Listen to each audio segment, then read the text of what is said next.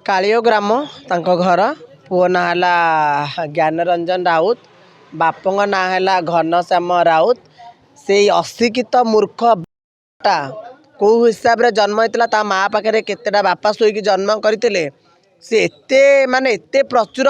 जदि लोक मानू एते ठकई करुच्ची ता बापा ता माँ पाखे बोधे 10टा कि 15टा खंडे बापा शोते से भाया बिली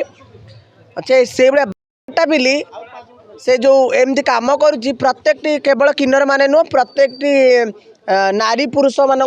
माने एमती टंका नहीं लिविंग एबे भी गोटे आम शुणुलु थाना पाखे गोटे मुस्लिम घर तांकोटू भी कौन 22-23 लाख टका आनी बहुत कष्ट पैसा देइछंती अधा देइछंती से बाप को छक्का करदब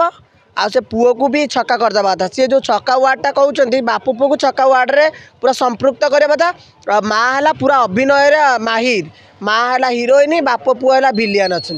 तेणुक एमानू आईन अनुसार दबा पूर्व एपटे किन्नर मैंने आसवे गोड़ हाथ हाणिकी टिकटिक कर पकईदवा कथा से बास्ट धरिकी जदि आमर तो आईन उपर बहुत आशा विश्वास अच्छी एवं आपड़ देखुवे बालिकुदा थाना आम बहुत आईएससी बहुत सपोर्ट बहुत भल पाँच से तार स्टाफ बहुत भल सी केबे भी आमको निराश करें